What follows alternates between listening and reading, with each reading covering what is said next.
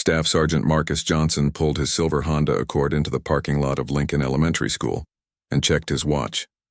He was right on time for his daughter Katie's spring play. The afternoon sun cast long shadows across the quiet suburban street as children and parents streamed into the school building. Marcus straightened his civilian clothes and grabbed the small bouquet of flowers he had bought for Katie from the passenger seat. The play was everything he had hoped it would be. Katie played a sunflower in the school garden production, and her bright yellow costume made her beam with pride as she delivered her lines about growing tall and strong. Marcus sat in the back row with other parents, his chest swelling with pride every time his 8-year-old daughter appeared on stage. This was why he served overseas, why he put his life on the line in Afghanistan and Iraq. These moments with his daughter made every dangerous mission worth it. After the play ended, Marcus hugged Katie backstage and promised to take her out for ice cream on Saturday. He said goodbye to her teacher, Mrs. Patterson, and walked back to his car as the sun began to set. The drive home to his apartment would take about 20 minutes through the peaceful streets of Millbrook. This small town outside of Fort Bragg was home to many military families, and Marcus had chosen to live here because it felt safe and quiet. He drove carefully through the residential areas, keeping exactly at the speed limit as he always did. His military training had taught him to follow rules precisely and avoid drawing any unnecessary attention to himself. The streets were mostly empty now as families headed home for dinner. Marcus turned on some quiet music and thought about his upcoming deployment. He would be leaving for another tour in 2 months, and these precious moments with Katie were becoming more important than ever. Officer Danny Mitchell sat in his patrol car on Oak Street, finishing a gas station coffee and watching traffic pass by. He had been with the Millbrook Police Department for 12 years and had developed his own way of doing things. The other officers knew to give him space, and the department supervisors had learned to look the other way when complaints came in about his aggressive tactics. Mitchell believed in old-fashioned policing where respect was earned through fear, not through community service. When he saw the silver Honda with tinted windows driving slowly through his sector, something about it bothered him. The car was too clean, too careful, and the driver was taking his time like he was studying the neighborhood. Mitchell had a feeling about these things, and his feelings were usually right. He pulled out from his parking spot and began following the Honda from a distance. Marcus noticed the police car in his rearview mirror but thought nothing of it. Police presence was common in this area, and he had nothing to hide. He continued driving at exactly 25 miles per hour through the residential zone, stopping completely at each stop sign and using his turn signals well in advance. His military training had made these careful habits automatic. Mitchell watched the Honda for 6 blocks, growing more suspicious with each careful turn. No one drove this perfectly unless they had something to hide. In his experience, people who followed every traffic law exactly were usually trying to avoid attention for the wrong reasons. He decided to make a traffic stop and see what this careful driver was really up to. The patrol car's lights flashed on behind Marcus, and he felt his stomach drop slightly. He had done nothing wrong, but interactions with police always made him nervous. He pulled over immediately to the curb and turned off his engine. Marcus placed both hands on the steering wheel where they could be clearly seen and waited for the officer to approach his vehicle. Mitchell took his time getting out of his patrol car, adjusting his equipment belt and putting on his hat. He believed in making people sweat a little before he talked to them. It gave him a psychological advantage and usually made suspects more cooperative. He approached the Honda from the rear, keeping his hand near his weapon as he always did during traffic stops. Marcus kept his hands on the steering wheel and waited as the officer walked slowly toward his car. He could see the man in his side mirror, a white officer with a thick build and an aggressive posture. Marcus had dealt with many different types of law enforcement during his military service, and he recognized the type immediately. This would require extra caution and respect. Mitchell tapped on the driver's window with his flashlight even though it was still daylight. Marcus rolled down his window and looked up at the officer with a polite expression. The officer was older than Marcus had expected, probably in his 40s, with small eyes and a permanent frown. "License and registration," Mitchell said without introduction or explanation for the stop. "Yes, sir," Marcus replied calmly. "Can I ask why you pulled me over, officer?" "Just get your documents," Mitchell snapped. "And keep your hands where I can see them." Marcus moved very slowly to reach for his wallet, announcing each movement clearly. "I'm reaching for my wallet in my back pocket, sir." He pulled out his driver's license and then reached carefully toward the glove compartment. "My registration is in the glove box, sir." Mitchell watched every movement with suspicion, his hand resting on his service weapon. There was something about this guy that he did not like. Too calm, too polite, too controlled.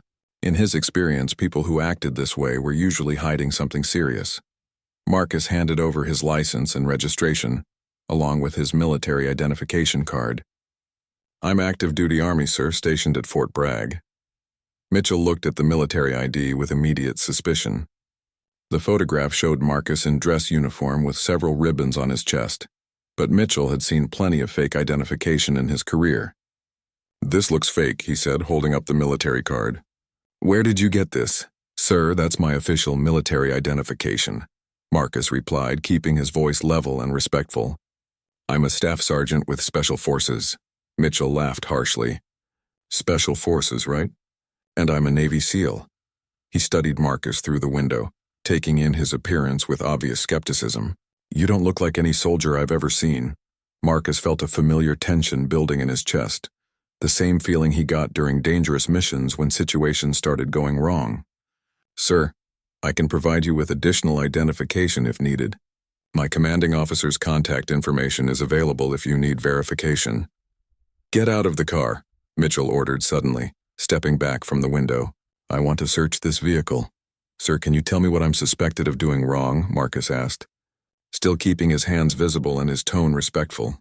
"Suspicious behavior, possible drug activity, and false identification," Mitchell replied. "Now get out of the car before I drag you out." Marcus complied immediately, moving slowly and keeping his hands visible at all times. He had been trained in de-escalation techniques and knew that arguing with an aggressive officer would only make things worse. He stepped out of his Honda and stood next to the open door, waiting for further instructions. Mitchell looked Marcus up and down, noting his athletic build and confident posture. There was something military about the way he stood, but Mitchell was not going to be fooled by an act. "Turn around and put your hands on the car," he commanded. Marcus turned and placed his palms flat on the roof of his Honda, spreading his feet slightly as he had been trained to do during detentions. He could feel the officer's hostility radiating like heat, and every instinct told him this situation was becoming dangerous. He thought about Katie and her bright smile during the school play just an hour earlier, and he promised himself he would get home safely to see her again. Marcus remained perfectly still against his car, as Officer Mitchell began searching him roughly. The officer's hands moved aggressively across his body, checking pockets and patting down his arms and legs with unnecessary force. Marcus had been through countless security checks during his military service, but this felt different. This felt personal and hostile in a way that made his survival instincts activate. "What's this?" Mitchell demanded, pulling Marcus's cell phone from his pocket and examining it suspiciously. "That's my phone, sir," Marcus replied calmly, not moving from his position against the car. Mitchell scrolled through the phone briefly, looking at recent calls and text messages. Most of them were from Katie, his ex-wife Linda, and his military unit. Nothing suspicious or illegal, just the normal communications of a soldier and father. Mitchell tossed the phone onto the hood of the car where it clattered against the metal. "Where are you coming from?" Mitchell asked, continuing his aggressive search. "My daughter's school play at Lincoln Elementary, sir," Marcus answered truthfully. "I can provide the school's contact information if you need verification." Mitchell finished his pat-down and stepped back, but kept his hand near his weapon. Something about this situation was bothering him more than usual. The man was too calm, too cooperative, and too respectful. In Mitchell's experience, innocent people got nervous and made mistakes when confronted by police. This guy was acting like he had been trained for this exact situation. "Turn around," Mitchell ordered. Marcus turned slowly to face the officer, keeping his hands visible at waist level. He could see the suspicion and anger in Mitchell's eyes, along with something else that made his stomach tighten with worry. This officer was looking for a reason to escalate the situation, and Marcus knew that any wrong move could trigger violence. "So you claim you're Special Forces?" Mitchell said mockingly. "Prove it." "Sir, I've provided my military identification and offered to have my commanding officer verify my status," Marcus replied respectfully. What additional proof would you require? Mitchell walked around the Honda, looking through the windows and checking the license plates. The car was clean and well-maintained, with nothing visible that would justify a search. But Mitchell had learned over the years that probable cause was something that could be created if necessary. He had ways of making things work out the way they needed to. From inside his patrol car, Mitchell's radio crackled with routine traffic from the dispatcher. Another officer was responding to a domestic disturbance across town, and the shift supervisor was asking for status updates from all units. Mitchell ignored the radio and focused on Marcus, who remained standing exactly where he had been told to stand. "You know what I think," Mitchell said, walking back toward Marcus with his hand still resting on his weapon. "I think you're running drugs through this neighborhood. I think that military ID is fake, and I think you're using some kind of soldier act to avoid suspicion." Marcus felt his heart rate increase slightly, but kept his expression neutral and respectful. "Sir, I understand your concerns, but I can assure you that I'm exactly who I say I am. I'm happy to cooperate with any reasonable investigation." "Reasonable," Mitchell repeated, his voice rising with anger. "You think you can tell me what's reasonable? You think because you're wearing nice clothes and talking polite that I'm going to fall for your act?" The situation was deteriorating rapidly, and Marcus could see that normal de-escalation techniques were not working with this officer. Mitchell was becoming more agitated and aggressive, and Marcus realized that his calm demeanor was actually making things worse. Some people interpreted composure as disrespect or deception. Mitchell walked to his patrol car and retrieved a small knife from his equipment bag. It was a throwaway weapon that he had confiscated months earlier and never turned into evidence. He had learned that sometimes situations required creative solutions, and having backup options was always smart. He slipped the knife into his back pocket where Marcus could not see it. "I'm going to search your car now," Mitchell announced, returning to where Marcus stood. "And when I find what I'm looking for, you're going to jail for a very long time." "Sir, do you have probable cause for a vehicle search?" Marcus asked politely. "I've complied with all your requests, and you haven't explained what law I've violated." Mitchell's face flushed red with anger.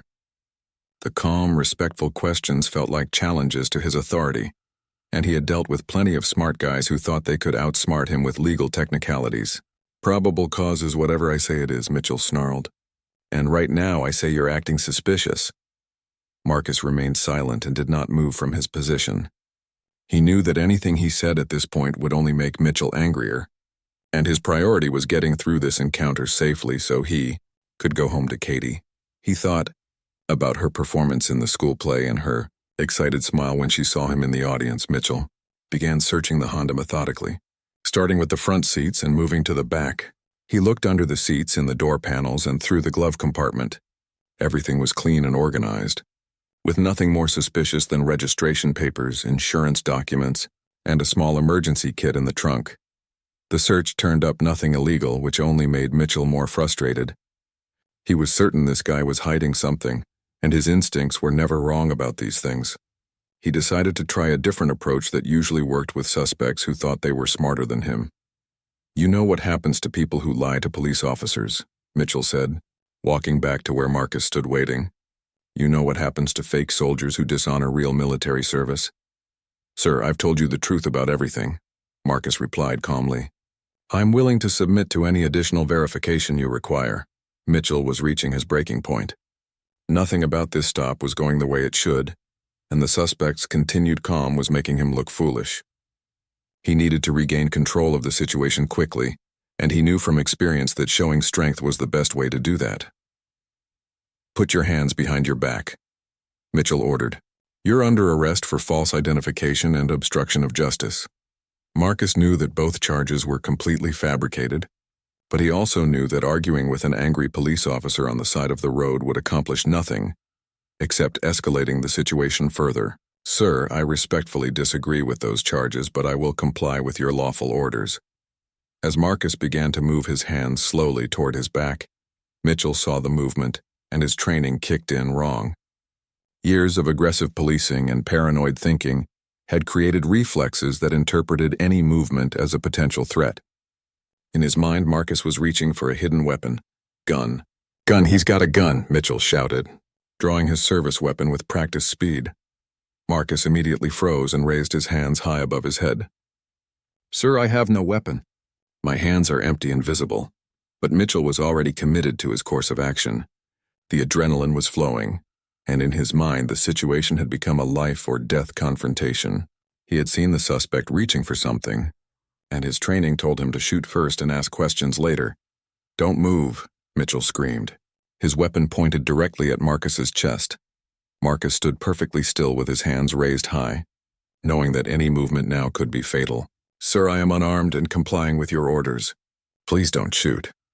Mitchell's finger was already on the trigger, and the decision had been made in his mind. This was a clean shooting, a justified use of force against an armed suspect who had been reaching for a weapon. The fact that no weapon was visible didn't matter, because he had seen the suspect making threatening movements. The first shot hit Marcus in the upper chest, spinning him around and sending him crashing to the pavement beside his Honda. The second shot hit him in the shoulder as he was falling, and the third caught him in the leg as he lay on the ground trying to breathe. Marcus felt the burning pain spread through his body as blood began pooling beneath him on the asphalt. His vision started to blur, but he remained conscious and aware of what had just happened. He had been shot by a police officer for no reason, and now he was dying on the side of the road 20 minutes away from his daughter. Mitchell stood over Marcus with his weapon still drawn, breathing heavily and looking around to make sure no other threats were present. He could see that Marcus was badly wounded but still alive, which meant he needed to secure the scene quickly and call for backup and medical assistance. But first, Mitchell had something important to do. He pulled the small knife from his back pocket and dropped it on the ground near Marcus's outstretched hand. When the investigators arrived, they would see clear evidence that the suspect had been armed and threatening, which would justify the shooting completely. Marcus saw Mitchell plant the knife through his fading vision, and he understood that this had all been planned from the beginning. The officer had intended to create a situation where shooting would be justified, and now he was creating evidence to support his story. With tremendous effort, Marcus managed to whisper a few words that Mitchell could not hear. What Mitchell did not know was that Marcus was wearing a small electronic device on his belt that looked like an ordinary pager. It was an emergency beacon issued to all shy above the earth. 3 military satellites detected Marcus Johnson's emergency beacon simultaneously. The signal cut through the atmosphere with digital precision, carrying encrypted data that identified him as Staff Sergeant Marcus Johnson, Special Forces, with current deployment status and medical emergency codes. The satellites immediately relayed the information to Peterson Space Force Base in Colorado, where automated systems began processing the urgent transmission. Lieutenant. Colonel James Martinez was finishing his evening shift at Peterson's Communications Center when the emergency beacon alert flashed red across his primary monitor. The system had been designed to prioritize signals from Special Operations personnel, and Marcus Johnson's beacon was transmitting the highest level distress code possible. Martinez pulled up the data stream and felt his stomach tighten as he read the details. The beacon was showing severe trauma indicators, including rapid blood loss, dropping blood pressure, and irregular heart rhythm. The GPS coordinates placed Marcus in a small town in North Carolina, far from any combat zone or training exercise. Martinez immediately understood that something had gone very wrong for one of America's elite soldiers on American soil. Martinez picked up his secure phone and dialed the Pentagon's Special Operations Command duty officer. The call was answered before the second ring by Major Susan Kelly, who was monitoring communications for all Special Forces units worldwide. "This is Kelly, secure line Major. This is Martinez at Peterson. We have an active emergency beacon from Staff Sergeant Marcus Johnson, Special Forces. Signal shows severe trauma with GPS coordinates in North Carolina. This is not a training exercise." Kelly's fingers flew across her computer keyboard as she pulled up Marcus Johnson's personnel file. The photograph showed a confident African-American soldier in dress uniform, with ribbons indicating combat service in Afghanistan and Iraq. His record showed multiple commendations for valor and an absolutely spotless service history. "I have his file," Kelly said. "What's the beacon showing for medical status, blood loss, trauma indicators, and weakening vital signs?" Martinez replied grimly. "Major, this soldier is dying." Kelly was already reaching for her second phone to contact the Pentagon's Emergency Response Center. Special Forces personnel carried the most sophisticated personal emergency equipment in the military, and the beacon system had never given a false positive for severe trauma. If Marcus Johnson's beacon was screaming for help, then he was in mortal danger. Within minutes of Kelly's call, the Pentagon's Joint Operations Center was fully activated. General Patricia Hayes, commander of Special Operations Command, was contacted at her home in Arlington. She was having dinner with her family when her secure cell phone rang, with the distinctive tone that meant one of her soldiers was in trouble. General Hayes recognized Marcus Johnson's name immediately. 3 years earlier, Staff Sergeant Johnson had saved her life during a Taliban ambush outside Kabul. Hayes had been visiting forward operating bases when their convoy was attacked, and Marcus had single-handedly held off 12 enemy fighters while calling in air support. She owed her life to his courage and skill. "Get me everything we have on Johnson's current location," Hayes ordered the duty officer. "I want satellite coverage, local law enforcement activity reports, and emergency services radio traffic. And get me General Stone on the phone immediately." General Richard Stone, Deputy Chief of Staff for Operations, was in his Pentagon office reviewing deployment schedules when Hayes called. The two generals had worked together for 15 years, and Stone knew that Hayes never called with emergency codes unless the situation was genuinely critical. "Patricia, what do we have?" Stone answered. "Marcus Johnson, one of our best Special Forces sergeants, is down with severe trauma in North Carolina," Hayes replied tersely. "His beacon is showing life-threatening injuries, and I need to know what happened to him." Stone was already activating his computer terminal and pulling up classified surveillance systems. The Pentagon maintained extensive monitoring capabilities over all areas where military personnel lived and worked, and North Carolina was covered by multiple satellite and communication networks. "I'm accessing NSA communication intercepts for the area," Stone said. "Give me Johnson's exact coordinates." Hayes provided the GPS data from Marcus's beacon, and Stone began correlating all available intelligence sources. Within minutes, he had police radio traffic from the Millbrook Police Department, showing that Officer Danny Mitchell had called for backup and medical assistance after a shooting incident. "Patricia, we have a problem," Stone said quietly. "Local police radio shows an officer-involved shooting at Johnson's exact location. The officer is claiming he shot an armed suspect who was resisting arrest." Hayes felt cold anger building in her chest. Marcus Johnson was one of the most professional soldiers she had ever known, completely incapable of the kind of behavior that would justify police using deadly force. Something was very wrong with the official story. "I want full surveillance on that location immediately," Hayes ordered. "I want to know exactly what happened to my soldier." Stone was already coordinating with the National Security Agency and National Reconnaissance Office to redirect satellite assets toward Millbrook. The military's space-based surveillance network could provide real-time intelligence on any location in the world, and Marcus Johnson's emergency had just become a national security priority. The first satellite images began arriving within 15 minutes, showing Marcus's Honda Accord pulled over on Oak Street, with emergency vehicles surrounding it. Marcus was visible on the ground next to his car, with paramedics working to stabilize him for transport. Officer Mitchell was standing nearby, apparently giving a statement to other police officers. But the Pentagon's surveillance capabilities went far beyond simple photography. Advanced signal intelligence systems could intercept and replay radio communications, cell phone calls, and even recover deleted digital data from the area. Stone activated these systems and began building a complete picture of what had happened during the traffic stop. The intercepted police radio traffic told a disturbing story. Officer Mitchell's initial call for the traffic stop had mentioned suspicious behavior, but provided no specific violations. His subsequent calls had escalated quickly, with references to uncooperative suspect and possible drug activity that seemed to appear from nowhere. Most damning was Mitchell's radio call immediately after the shooting.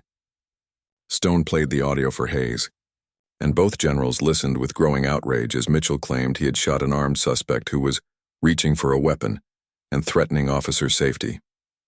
"He's lying," Hayes said flatly. Marcus Johnson would never threaten a police officer, and he certainly wouldn't be carrying weapons during a routine traffic stop. Stone was monitoring real-time intelligence feeds that painted a very different picture. NSA surveillance had intercepted cell phone video from a nearby resident who had filmed part of the encounter. The footage clearly showed Marcus standing calmly with his hands visible, offering no threat to the officer before he was shot. "Patricia, I have cell phone footage that contradicts the officer's story completely," Stone said. Johnson was fully cooperative and never posed any threat. This was an unprovoked shooting of an active-duty Special Forces soldier. Hayes was already reaching for her phone to contact the Pentagon's legal department. Under federal law, crimes against military personnel could be prosecuted in federal court, and the military had jurisdiction to investigate attacks on its soldiers. Officer Mitchell had just made the worst mistake of his life. "I want federal warrants prepared immediately," Hayes told Stone. "Mitchell is going to federal prison for attempted murder of military personnel." The Pentagon's legal machinery moved with unprecedented speed.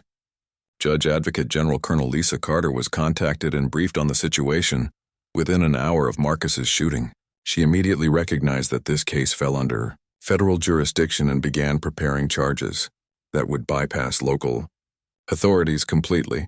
Colonel Carter had prosecuted crimes against military personnel around the world, but a case involving the attempted murder of a Special Forces soldier on American soil was extraordinary. She worked through the night with her staff, preparing an airtight case that would ensure Officer Mitchell faced the full weight of federal justice. Meanwhile, General Hayes was coordinating with medical authorities to ensure Marcus received the best possible care. Military medical personnel were dispatched to assist local doctors, and arrangements were made to transfer Marcus to Walter Reed Medical Center if necessary. The emergency beacon continued transmitting Marcus's vital signs throughout the night, providing real-time updates on his condition to the Pentagon. His blood pressure had stabilized somewhat, but he remained in critical condition with life-threatening injuries. As dawn approached, 3 generals prepared to travel to North Carolina with federal arrest warrants and the full authority of the United States military. Officer Mitchell had shot the wrong soldier, and he was about to learn that attacking America's special forces brought consequences that extended. The Pentagon's Situation Room filled rapidly as senior military officials received emergency notifications about Marcus Johnson's shooting. General Hayes had activated the most comprehensive investigation protocols available, and every intelligence asset in the region was being redirected toward Millbrook. The military was treating this as an attack on federal personnel, which gave them extraordinary investigative powers. Colonel Lisa Carter worked through the early morning hours in her Pentagon office, surrounded by stacks of legal documents and case files. As the military's top prosecutor, she had handled complex cases involving crimes against service members. But this situation required unprecedented speed and precision. Officer Mitchell had attacked a Special Forces soldier on American soil, and the federal response would be swift and overwhelming. Carter's legal team had been analyzing the case under multiple federal statutes. The attack on Marcus could be prosecuted as assault on a federal officer, violation of civil rights under color of authority, and conspiracy to obstruct justice.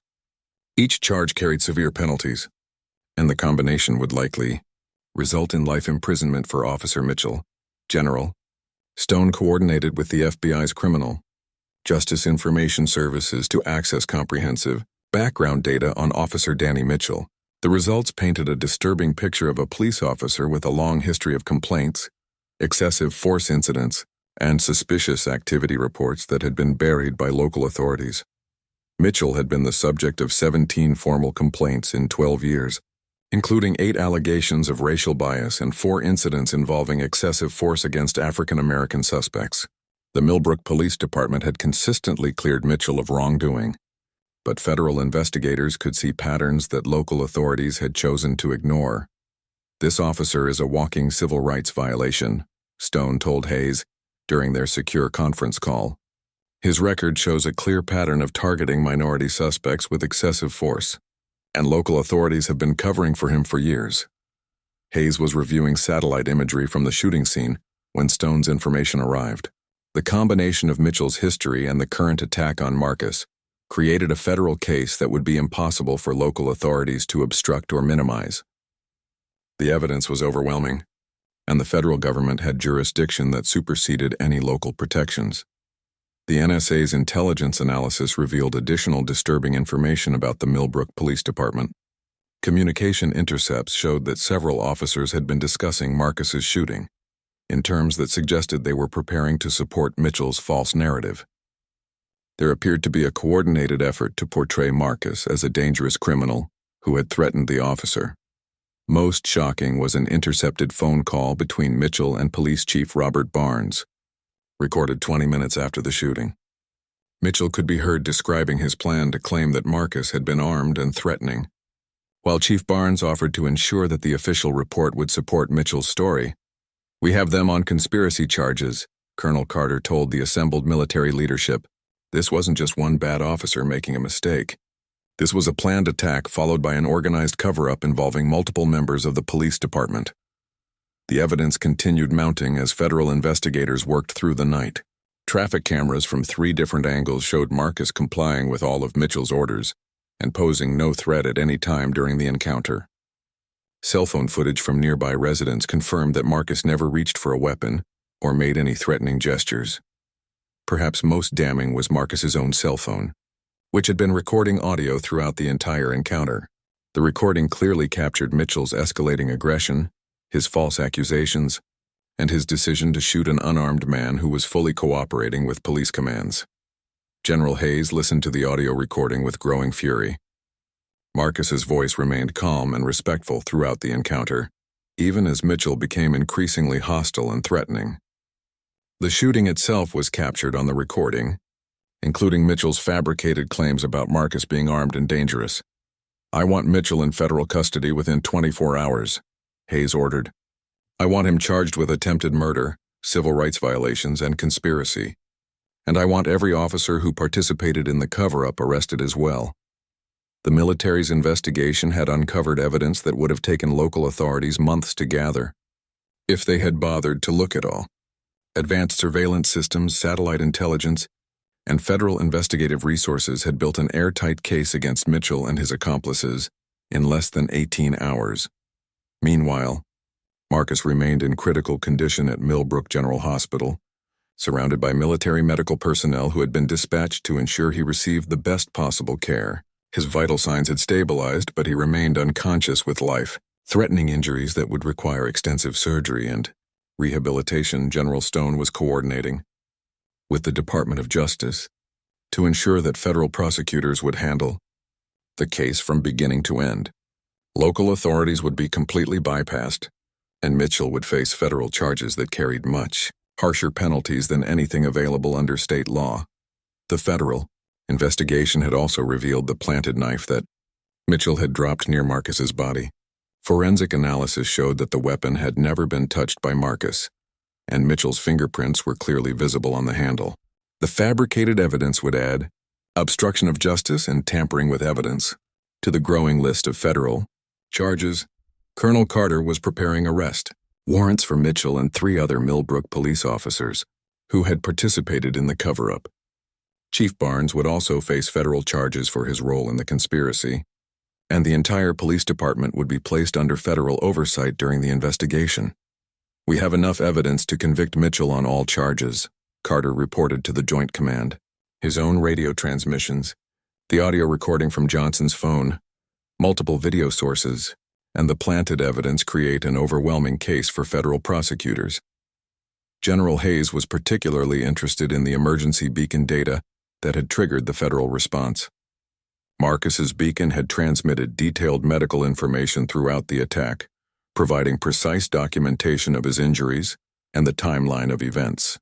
The technological evidence would be impossible for Mitchell's defense team to challenge or explain away. The beacon system represented one of the military's most advanced protective technologies.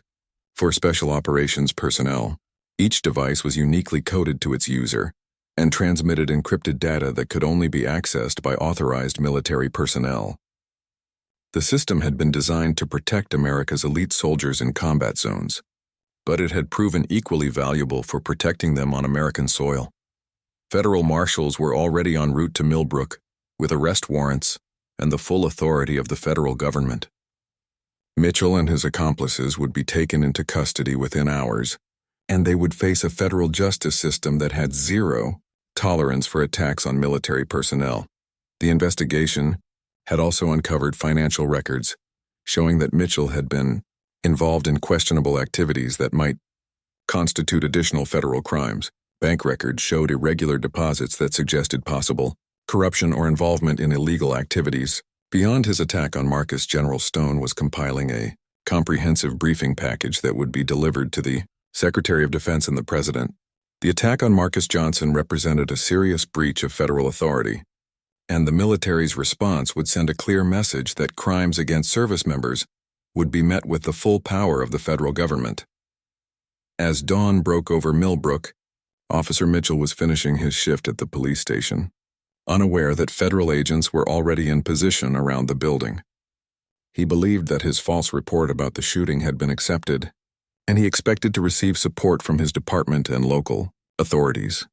Mitchell had no idea that his attack on Marcus Johnson had triggered the most comprehensive federal investigation in the history of crimes against military personnel. He was about to discover that shooting a special forces soldier brought consequences that extended far beyond the local police department and into the highest levels of the American government. The military had built an unshakable case against Mitchell and his accomplices, and federal justice was about to demonstrate that attacking America's soldiers was the worst mistake anyone could make.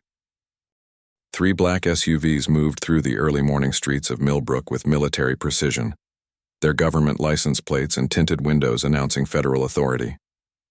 General Patricia Hayes sat in the lead vehicle, reviewing the final legal documents that would end Officer Danny Mitchell's career in freedom. Beside her, General Richard Stone coordinated with federal agents who were already positioned around the police station. The third vehicle carried Colonel Lisa Carter and a team of military police officers who would execute the federal arrests. Each MP wore full-dress uniform and carried federal arrest warrants that had been signed by a federal judge just hours earlier. The military was making a statement that would be impossible for local authorities to ignore or minimize. An officer Mitchell was completing his incident report about the shooting when the first SUV pulled into the police station parking lot. He had spent hours crafting a narrative that portrayed Marcus Johnson as an armed and dangerous suspect who had threatened his life. The report described a violent confrontation that bore no resemblance to the actual events, but Mitchell was confident that his version would be accepted without question. Police Chief Robert Barnes was in his office preparing for a press conference about the shooting when he noticed the federal vehicles through his window. The sight of government SUVs with military occupants made his stomach tighten with worry. This was not the kind of outside attention that the Millbrook Police Department wanted or needed. General Hayes stepped out of the lead SUV and surveyed the police station with the calculating gaze of a combat veteran. She wore her full-dress uniform with ribbons indicating multiple combat deployments and 30 years of military service. Every detail of her appearance communicated authority and competence that far exceeded anything the local police had ever encountered. General Stone emerged from the second vehicle and joined Hayes on the sidewalk. His uniform displayed similar combat ribbons along with decorations for distinguished service in Iraq and Afghanistan.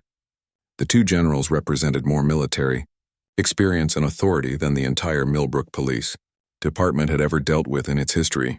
Colonel Carter led the military police officers toward the station entrance, her JAG officer insignia clearly visible on her uniform. She carried a briefcase containing federal arrest warrants, evidence files, and legal documents that would place multiple Millbrook police officers under federal custody. The military legal system was about to demonstrate its power and reach. Mitchell looked up from his report as the station's front doors opened and the uniformed military officers entered.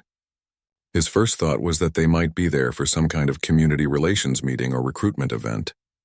The possibility that they were there for him never crossed his mind. "I'm looking for Officer Danny Mitchell," General Hayes announced to the desk sergeant, her voice carrying the unmistakable tone of military command authority. The desk sergeant, a 20-year veteran named Frank Morrison, recognized immediately that these were not ordinary visitors. "Sir, can I ask what this is regarding?" "Federal business," Hayes replied curtly. "Where is Officer Mitchell?" Mitchell stood up from his desk in the detective bureau, suddenly aware that something was very wrong. The general's tone and the presence of multiple military officers suggested serious official business, but he could not imagine what federal matter might involve him. Chief Barnes emerged from his office, attempting to project authority, despite being clearly outranked by the military officers in his station. "I'm Chief Barnes. Can I help you with something?" General Hayes turned toward Barnes with the same steady gaze she had used to evaluate enemy positions in combat zones. "Chief Barnes, I'm General Patricia Hayes, Commander of Special Operations Command. This is General Stone and Colonel Carter from the Pentagon.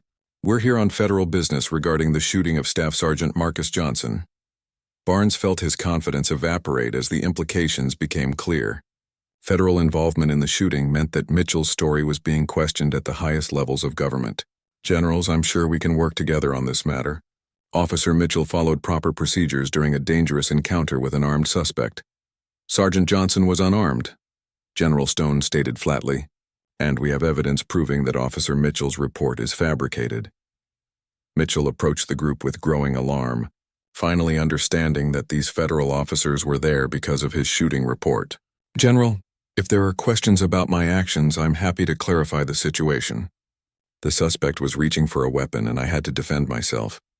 General Hayes studied Mitchell with the same analytical attention she had given enemy combatants during her combat deployments. Everything about him projected the kind of casual arrogance and assumed immunity that she had learned to recognize and distrust. "Officer Mitchell, you are under arrest for attempted murder of federal personnel, violation of civil rights under color of authority, and conspiracy to obstruct justice," Colonel Carter announced, stepping forward with the federal arrest warrant. Mitchell's face went pale as the charges were read. Federal arrest meant that local authorities could not protect him, and the penalties for federal crimes were far more severe than anything he might face under state law. "This is ridiculous. I was defending myself against an armed suspect who was threatening my life. Staff Sergeant Johnson is a decorated Special Forces soldier with an exemplary service record," General Hayes said coldly. "He saved my life during combat operations in Afghanistan, and your false allegations against him are an insult to every American who has served in uniform." The military police officers moved to place Mitchell under arrest, their movements precise and professional. Mitchell found himself being handcuffed by federal agents who clearly viewed him as an enemy of the United States military. The local police officers in the station watched in stunned silence as their colleague was taken into federal custody. Chief Barnes attempted to intervene on Mitchell's behalf, but found himself facing General Stone's unwavering stare. "Chief, we have recorded conversations between you and Officer Mitchell, discussing plans to fabricate evidence and cover up the truth about this shooting. You're also under federal arrest." Barnes realized that the federal investigation had uncovered far more than he had thought possible. The military's intelligence capabilities had penetrated every aspect of the local cover-up, and federal charges would end his career and freedom just as surely as they would end Mitchell's. Colonel Carter presented arrest warrants for Barnes and 2 other officers who had participated in the conspiracy.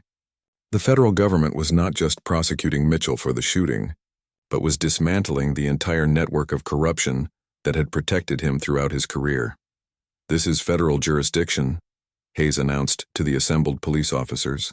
"Anyone who interferes with these arrests or attempts to obstruct our investigation will face additional federal charges." Mitchell was led away in federal custody, his confident demeanor replaced by the growing realization that he had made a catastrophic mistake.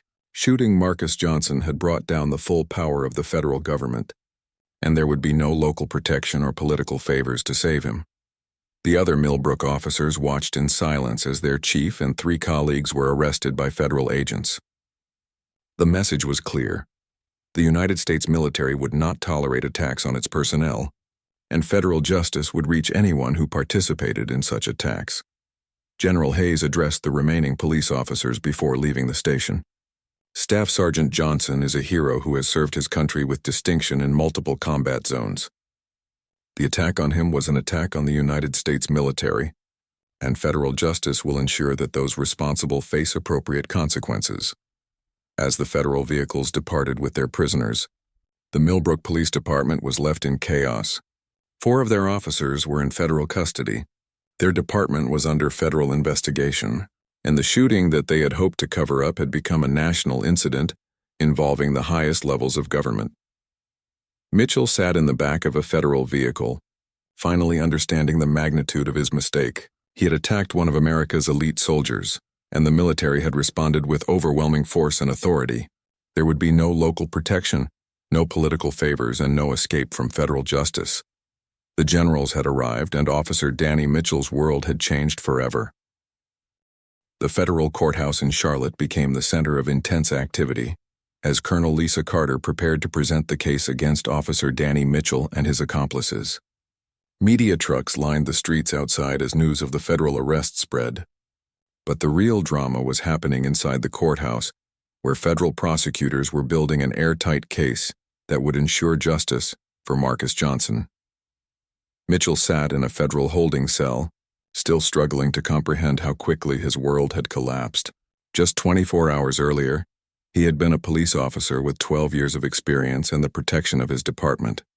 Now he was facing federal charges that could result in life imprisonment, and his former colleagues were powerless to help him.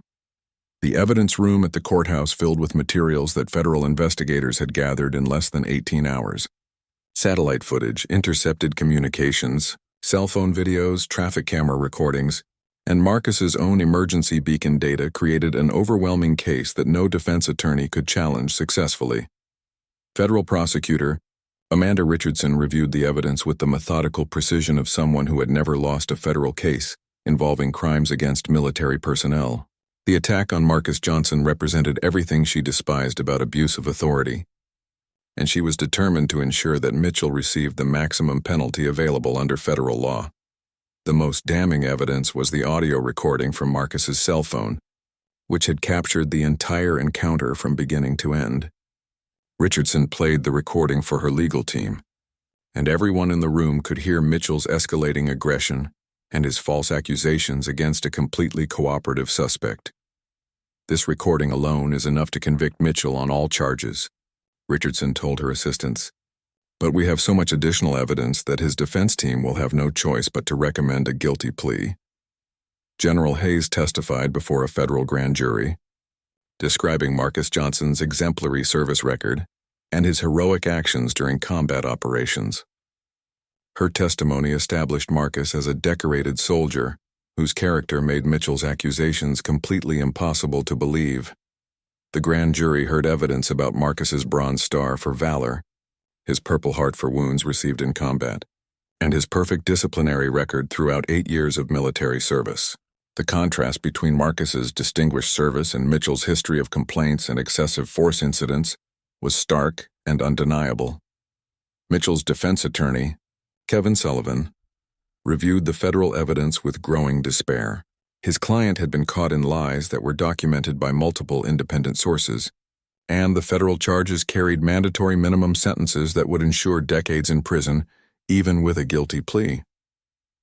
Sullivan had handled many police misconduct cases during his career, but he had never seen evidence this comprehensive or damaging. The federal government had deployed intelligence assets normally used against foreign enemies to investigate Mitchell's actions, and the results were devastating to any possible defense. The intercepted phone conversation between Mitchell and Chief Barnes proved conspiracy and premeditation, while the planted knife near Marcus's body demonstrated obstruction of justice and evidence tampering.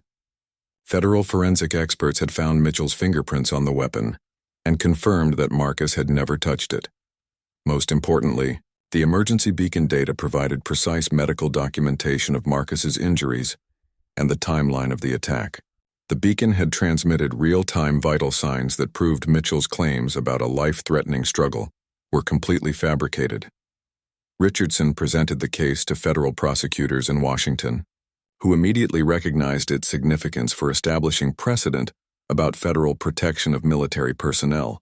The Department of Justice decided to prosecute the case personally to ensure that the maximum penalties were imposed. The federal grand jury returned indictments on all charges within 48 hours, the fastest turnaround in the history of federal cases involving police misconduct. Mitchell was charged with attempted murder of a federal officer, deprivation of rights under color of law, conspiracy to obstruct justice, and evidence tampering. Chief Barnes and the other conspirators faced similar federal charges for their roles in the cover-up. Federal prosecutors had evidence of their participation in fabricating reports and planning false testimony, which made them equally culpable for the attack on Marcus's civil rights. the federal judge assigned to the case. The Honorable Margaret Washington was a former military attorney who had prosecuted war crimes during her service career. She understood the significance of the case and the importance of sending a clear message about federal protection of military personnel. Judge Washington denied bail for all defendants, ruling that they posed a danger to the community and a flight risk given the severity of the federal charges. Mitchell would remain in federal custody until trial, with no possibility of local authorities intervening on his behalf. The evidence presentation took 3 days, during which federal prosecutors methodically destroyed every aspect of Mitchell's false narrative. Satellite footage, communication intercepts, forensic evidence, and witness testimony created an unshakable case that left no doubt about Mitchell's guilt. Perhaps most powerful was the testimony from Marcus's commanding officers, who described his character and service record in detail. General Hayes took the stand personally to describe how Marcus had saved her life during combat, establishing him as a hero whose reputation Mitchell had attempted to destroy. The MIME defense team's only strategy was to request a plea bargain that might reduce Mitchell's sentence from life imprisonment to a specific number of years. Sullivan knew that taking the case to trial would result in maximum penalties on all charges, while a guilty plea might earn some consideration for cooperation. Richardson rejected all plea bargain proposals, stating that the federal government would accept nothing less than full accountability for the attack on a decorated soldier. Mitchell would face trial on all charges, and federal prosecutors would seek the maximum penalty available under law. The trial date was set for 6 weeks later, giving the defense team time to review the evidence and prepare whatever arguments they could manage. But everyone involved understood that the evidence was overwhelming, and the outcome was predetermined. Mitchell's police career was officially terminated, and he lost all benefits and pension rights due to his federal conviction. The other officers involved in the conspiracy faced similar consequences, and the Millbrook Police Department was placed under federal oversight to prevent future incidents. The case became a landmark example of federal authority, protecting military personnel from local law enforcement misconduct. Legal scholars recognized it as establishing important precedents about the federal government's commitment to defending service members from civil rights violations. Marcus remained hospitalized, but was making steady progress toward recovery. Military medical personnel provided the best possible care, and his vital signs had stabilized enough for doctors to predict a full recovery with extensive rehabilitation. Federal authorities ensured that Marcus's medical expenses were fully covered and that he would receive disability compensation for his injuries. The military was taking care of its wounded soldier, while ensuring that those who attacked him faced the full consequences of their actions. The message was clear to law enforcement agencies across the country. Attacking military personnel would bring federal investigation and prosecution with resources that local authorities could never match. The military protected its own with overwhelming force and unwavering commitment.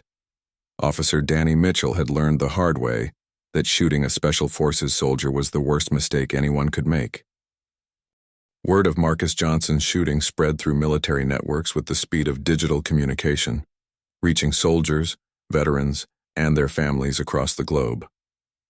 The military community had always been bound by loyalty and mutual protection, but the attack on Marcus triggered a response that demonstrated the true power of military brotherhood. Captain Steve Rogers, Marcus's team leader in Afghanistan, was conducting training exercises at Fort Campbell when he received the encrypted message about his former sergeant's condition. Rogers immediately understood that this was not just a random incident, but a targeted attack on one of America's finest soldiers, and he activated the informal networks that connected Special Forces units worldwide. Within hours, Marcus's combat record was circulating through secure military channels, accompanied by photographs from his deployments and testimonials from officers who had served with him. The message was clear. A decorated hero had been attacked by a corrupt police officer, and the military community would not allow this injustice to stand unchallenged. Lieutenant Colonel Sandra Hayes, stationed at Ramstein Air Base in Germany, organized video messages from Marcus's former unit members who were deployed across Europe and the Middle East.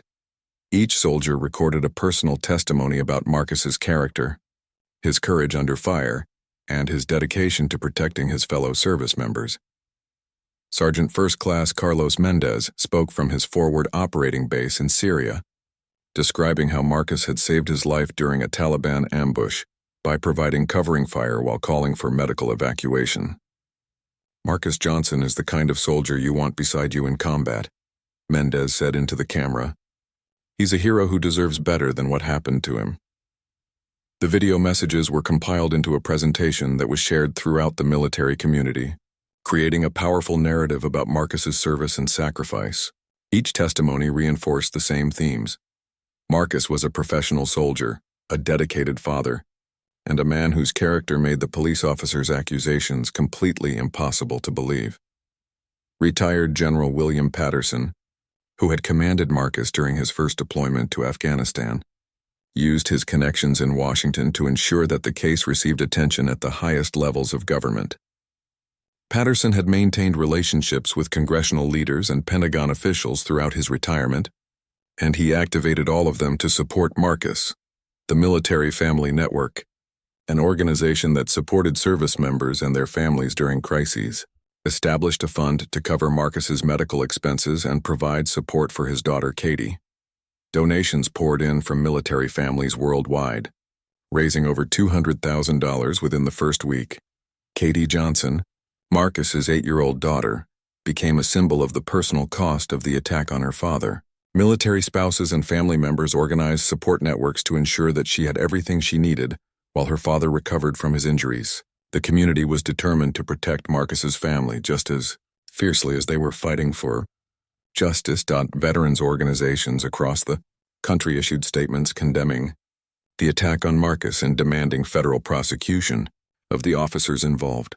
The American Legion, Veterans of Foreign Wars, and Iraq and Afghanistan Veterans of America all used their political influence to ensure that the case remained in federal jurisdiction.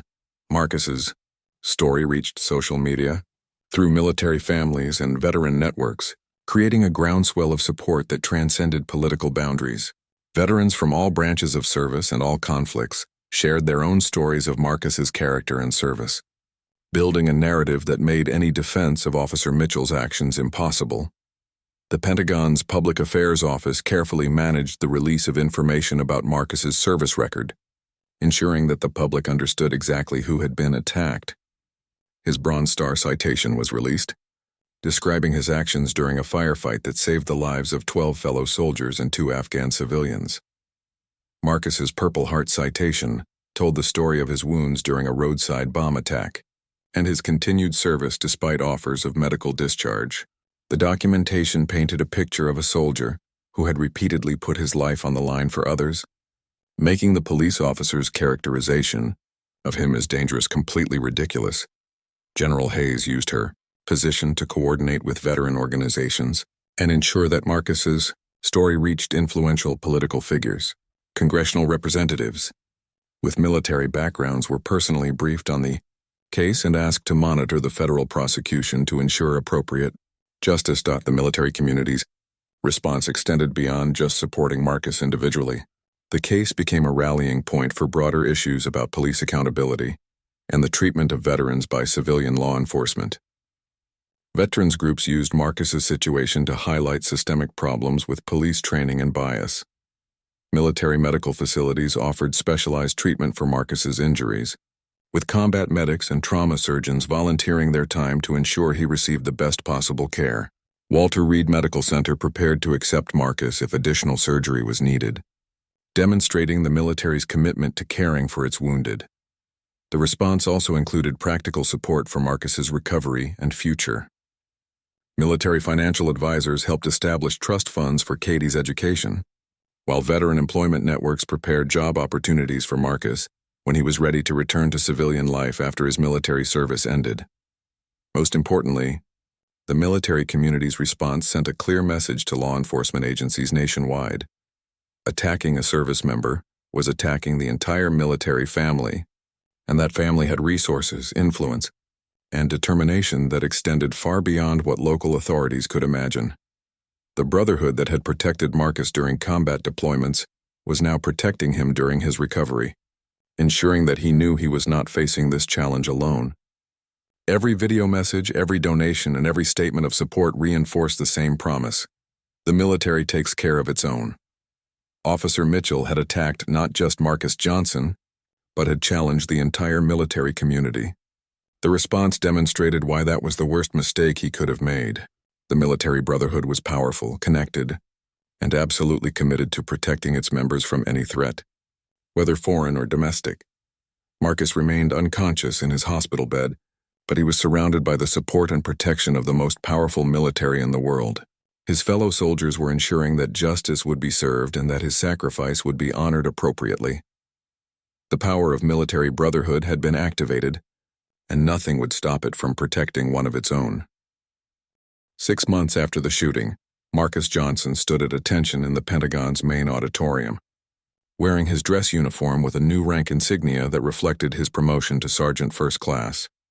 The ceremony was attended by over 300 military personnel, including the Secretary of Defense, multiple generals, and representatives from every branch of the armed forces. The attack that had nearly killed him had transformed him into a symbol of military resilience and federal justice. Secretary of Defense William Crawford personally presented Marcus with his promotion certificate, along with a special commendation for courage under fire that recognized not just his combat service, but his dignified conduct during the civilian attack. Sergeant First Class Johnson represents the best of American military service, Crawford announced to the assembled audience. His strength and character during this ordeal have inspired our entire military community. Marcus had made a remarkable recovery from his injuries, though he still carried physical reminders of that terrible night. His left shoulder had limited mobility from the bullet wound, and he walked with a slight limp from the leg injury. But his determination and the support of the military medical system had restored him to active duty status with full honors. The federal trial of Officer Danny Mitchell had concluded. 3 months earlier, with guilty verdicts on all charges, Mitchell received a sentence of 25 years in federal prison without possibility of parole, while Chief Barnes and the other conspirators received sentences ranging from 10 to 15 years. The message was clear.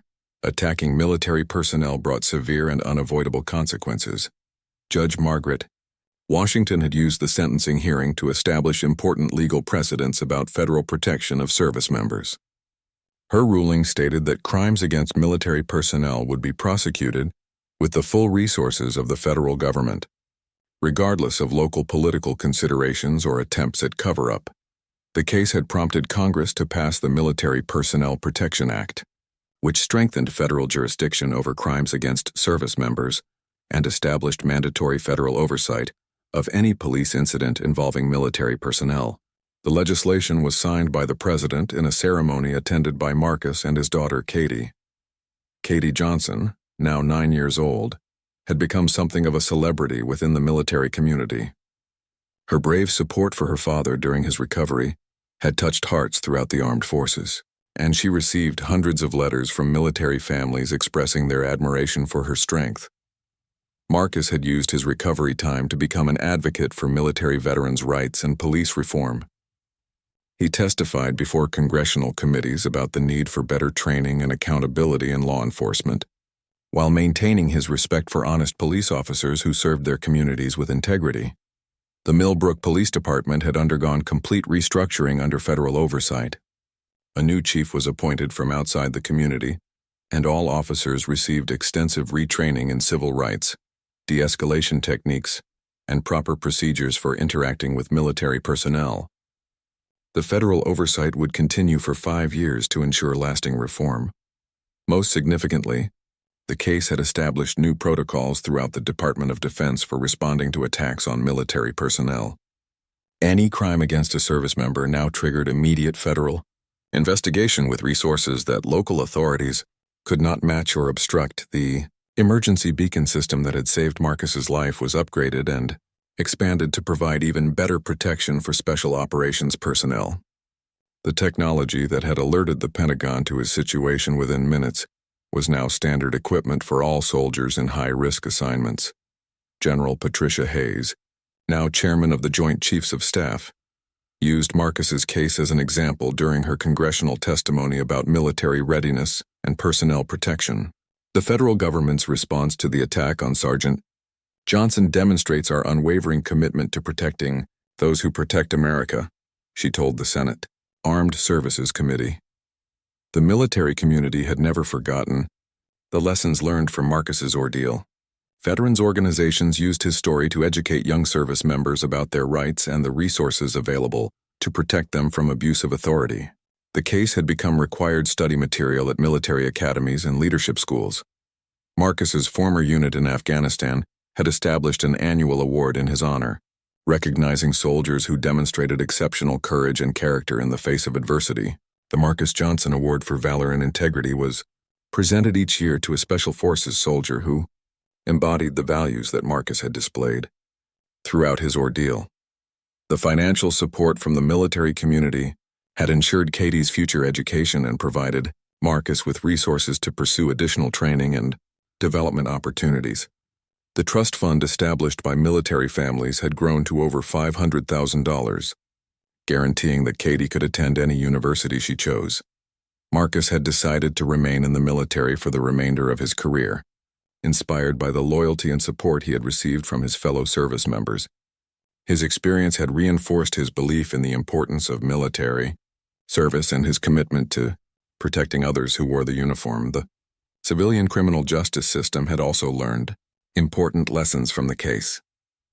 Police departments nationwide had revised their training programs to include instruction about proper procedures for interacting with military personnel, and many had established liaison relationships with nearby military installations. So, enforcement agencies understood that attacking a service member would bring federal investigation with resources and authority that local political connections could not protect against. The military's response to Marcus's shooting had established deterrent effects that protected other service members from similar abuse. Marcus spoke regularly at police academies and military bases, sharing his story as an example of how civilian and military law enforcement could work together effectively. His message emphasized mutual respect, proper procedures, and the importance of accountability in all forms of public service. The transformation of Marcus Johnson from victim to advocate represented the military's ability to turn tragedy into positive change. His shooting had been a terrible injustice, but the response had strengthened protections for all service members and improved relationships between military and civilian communities. As Marcus stood in the Pentagon ceremony, surrounded by the generals and officials who had fought for his justice, he thought about the phone call he would make to Katie that evening. She would be excited to hear about his promotion and the ceremony, and he would tell her once again how proud he was of her strength during the difficult months of his recovery. The attack by Officer Mitchell had been intended to destroy Marcus Johnson, but it had instead revealed the true power of military brotherhood and federal justice. Marcus had survived, thrived, and become a symbol of everything that made the American military strong. The case had established a new standard. Attacking America's soldiers would bring swift, certain, and overwhelming federal justice. The military community would protect its own with every resource at its disposal, and no local authority could stand against that commitment. Marcus Johnson had become more than a survivor.